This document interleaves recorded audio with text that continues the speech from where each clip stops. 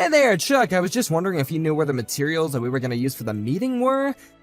I see some of it in the documents here, but this isn't everything. Do you happen to have the rest of them? What the heck do you think you're doing messaging me at this time, huh? You think I climbed this high in the corporate ladder so that I could have some nobody bothering me after work hours? What materials are you even talking about? I am talking about the things that we need for the meeting that we're going to be having tomorrow. I thought that our department head assigned you to get those ready for tomorrow, didn't she? Oh, those documents. I think the ones that you're talking about, I know.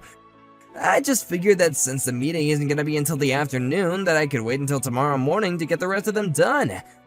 No, hold on a second. You were going to wait until tomorrow to get all those documents done? Don't you remember that we got the memo from the headquarters saying that they wanted to move the meeting from tomorrow afternoon to 10 in the morning? Wait, what? When was this? I don't remember any memo going out about changing the meeting time. But Chuck, you were the one that forwarded us all of that when it came through. Don't you remember doing that? Are you kidding me? Did I really do that? I don't remember anything of the sort. But you even told us that in the same email that you were going to make the materials ahead of schedule and you were going to get them done so that we can review them before the meeting. Did I really say that? I don't have the slightest memory about any of that. Well, there was even the bit in the memo where we could respond and that we had all seen it and marked them as read as well. But I don't, is this really true? I don't remember doing any of this at all. Chuck, you seriously need to go back to the office and finish up all these documents right away? Actually, I don't think I'm gonna do that. You're my subordinate. You should do it all. Hold on a minute. You're really gonna give me all the work just because you were leaving to do them at the last minute? That's right. I'm your boss, and I have a right to distribute work as I see fit. So now it's your problem and not mine. Look, Chuck, I'm really sorry, but I've got to make materials for another meeting, so I have my hands full with that. If you're really making materials for one, then surely you should be able to handle making enough for two. It's hardly even more work for you at that point. Well, I just think that it's gonna take me a lot of time to get everything done in time. You really are a lazy guy, you know that. When I first heard that we were hiring someone with only a high school diploma, I was wondering what the higher-ups would be thinking.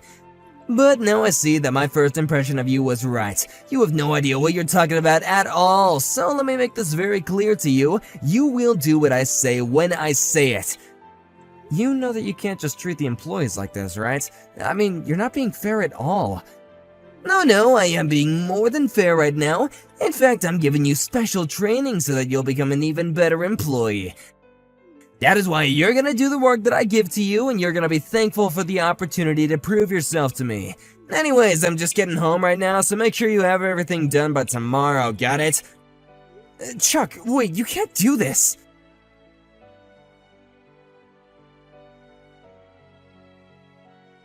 Hey, George, are you there? I just heard the big news.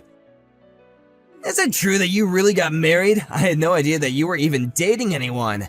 Hello, Chuck. Are you wanting to know more about my marriage? Well, I just heard about it from the first time from someone in the office when we were in the break room together. I really didn't know that you were about to get married.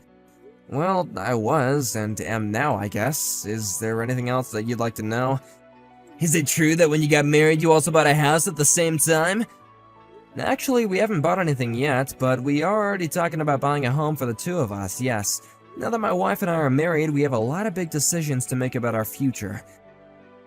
I don't believe it. You mean to tell me that some loser who can only have a high school diploma can afford to get married and is thinking about buying a house? You really have got some nerve, you know that? I mean, just who do you think you are? You think you're better than me or something? Here we go again. I just mean that if you're married, then your wife must be a bit of a weirdo, too. If this lady thinks it's a good idea to marry someone in your position, then you're either lying to her, or there's something wrong with her, too. Maybe you're just with her because she's all messed up and does crazy stuff in the bedroom. Is that why you two are married? Chuck, I don't care at all what you have to say to me. You can insult me and put me down all you want. But I draw the line at you saying anything that vulgar about my wife, do you understand me? Excuse me? Just who do you think you're talking to like that? You seriously have got some nerve. I just want to make something clear with you, Chuck. The reason that I wasn't able to go to college after I finished high school was because my dad died. My family didn't have the money to send me to college after that. I had to work to help take care of the rest of my family.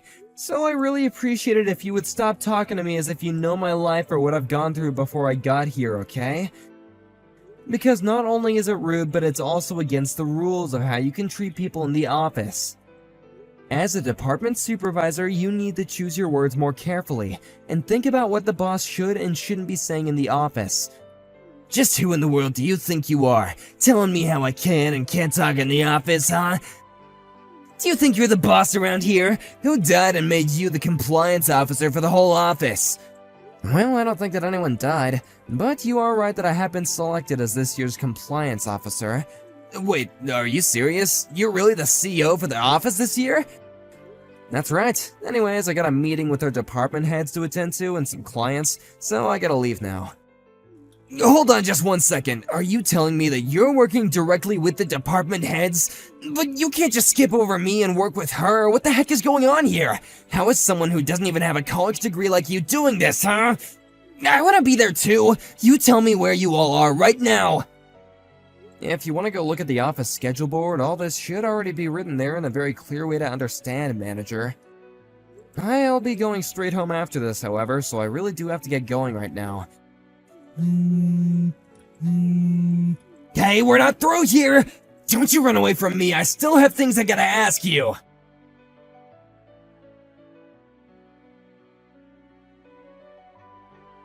Hey there, George.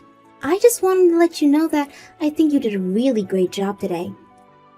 It seems to me like you've been making some real great improvements ever since you started working there. Thank you so much. It really means a lot to me that you're saying that. And I certainly didn't expect to be treated to Lucy's cooking after we finished work. Well, she was really hoping to get to do that with you, actually. I told her that we were going to be working together, and then you were going home after a meeting.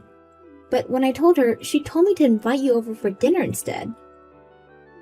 She was so excited that she told me that she was going to go out right away and buy something to cook for us to dinner. Well, thank you so much for your kindness. It really does mean so much to me. Well, I'm not the one that you should be saying thanks to, you know? You're right. Please tell Lucy how grateful I am for her thinking about me like that. Tell her the dinner was delicious. Of course, I'll be sure to do that. And I'm sorry to be asking you to work a little tomorrow even though it's Saturday. You mean about seeing you off at the train station? I can do that, no problem. You wanted me to pick you up and take you over at about 8 in the morning, right? Yeah, that would be perfect. Thank you so much for that.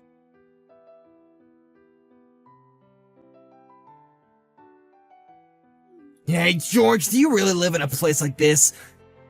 I really can't believe it. I was really surprised when you told me the company made you the compliance officer. I thought it meant that you were in there with some of the bigwigs here. And you have a place like this, too? I have to say that I'm actually just a bit impressed by this. I mean, I never would have guessed you to have a place like this, but it doesn't change the fact that you still don't even have a degree from a university. You're still a no one. You really must think that just because you have this job that you can try and get a leg up on everyone, huh? Well, just know that I'll never let you forget who you really are.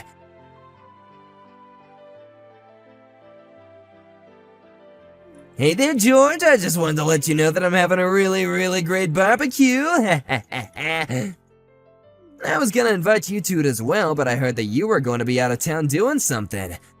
Hello there, Chuck. Sorry, I'm not quite sure what you're talking about, actually. What is this about? Oh, I didn't tell ya. I was gonna be having a little barbecue party and I was thinking of inviting you, but I guess you weren't here to be able to enjoy it. Well, yeah, I did have something to do this morning, but it's not like I'm out of town or anything like that. I'm actually already home right now. Oh man, this meat is good and you're not gonna get to eat any of it.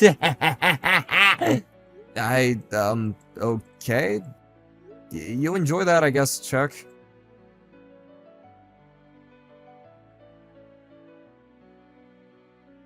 Hey George, you still there? I got something to tell you about right now, so answer me as soon as you get this message, okay? Hello again, Chuck. Yeah, I normally don't hear anything from you this often when it's the weekend, so what is it this time? Oh, I just wanted to let you know that I was having a barbecue at your house and there was a fire.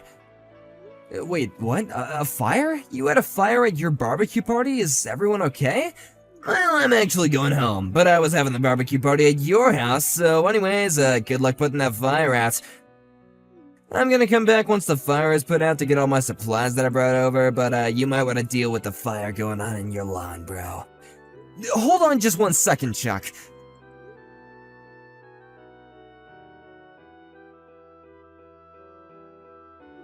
Wait, you're telling me that you don't actually live in a house, like you live in an apartment? Yeah, I have an apartment room on the 3rd floor of my building, actually. So I'm not really sure what you mean when you say that you were having a barbecue at my house, much less my lawn. Hold on a second. What do you mean? Are you serious about all this? I am. Did you even bother calling the fire department about any of this? No, I was gonna leave it all to you, actually. Well, you better call them right now, because wherever you are, that isn't my house.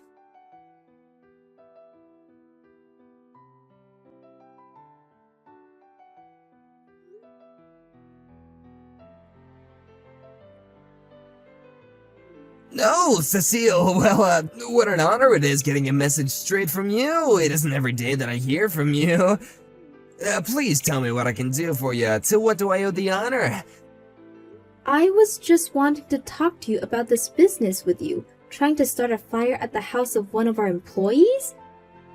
Oh, that, right, of course. Well, the one thing I was trying to do was pull a prank on George, and I think I went kind of a little wrong. He told me that I could have a barbecue at his house if I wanted to, but then he gave me the wrong address, so anyway, I ended up going to the wrong house, and I guess you know the rest from there. Right, well, that so-called wrong house was actually my house. Wait, I'm sorry, what? That was your house?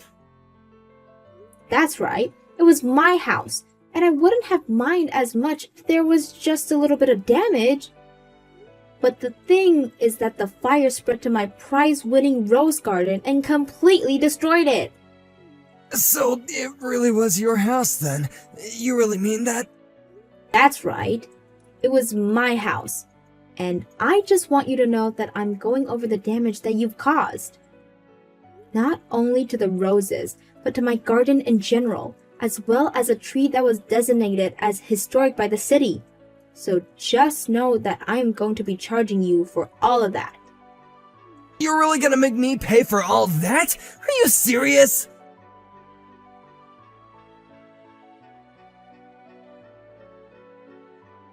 How could you do this to me?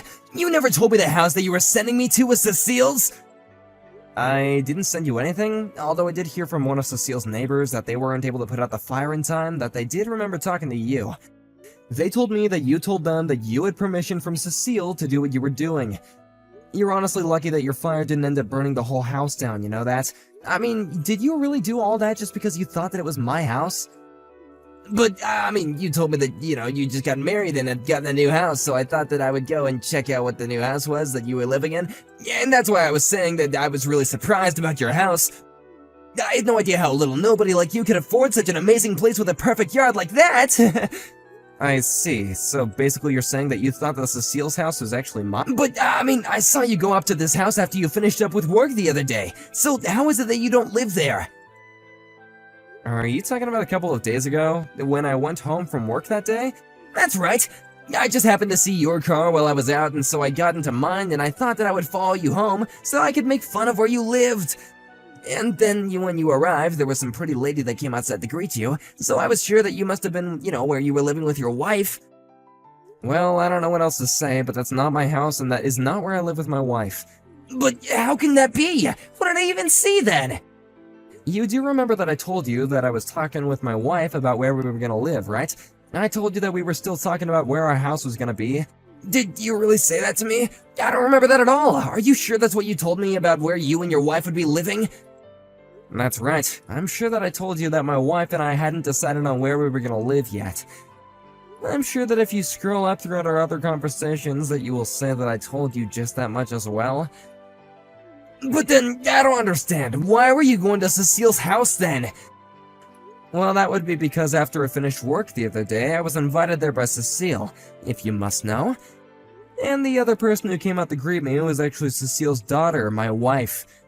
You're kidding me! That's right, so basically you thought that my mother-in-law's house was my house because my wife is still living there while we settled on a good place to move to.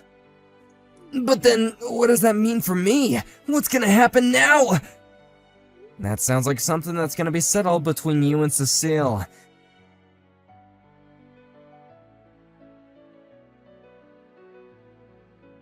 In the end, Chuck was fired. Not only was his out-of-work conduct considered unacceptable, but HR acted on the many reports of his non-compliance with office rules that I made. I imagine that he was probably charged with some kind of mix of breaking and entering and arson, but I never really asked Cecile what she did after Chuck was fired. Thank you for watching. If you liked this video, please give it a thumbs up, and don't forget to subscribe to see more content like this.